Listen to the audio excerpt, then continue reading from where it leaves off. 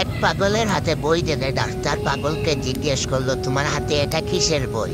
তখন পাগল বলল, এই 500 পাতার বইটার লেখক আমি। ডাক্তার বলল, কি বলো এসব? তো বইতে কি লিখলে? পাগল বলল, প্রথম পাতায় লিখেছি এক রাজা ঘোড়া নিয়ে জঙ্গলের দিকে রওনা হলো, আর শেষ পাতায় লিখেছি রাজা জঙ্গলে পৌঁছে গেল। তখন ডাক্তার বলল, হতচ্ছা, তাইলে বাকি পৃষ্ঠায় কি লিখলি?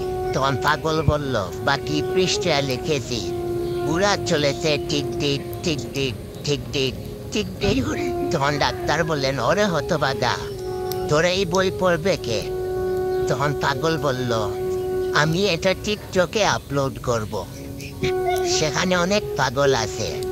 অলরেডি এক পাগলে এই ভিডিওটা দেখতেছে আর মুচকি মুচকি হাসছে।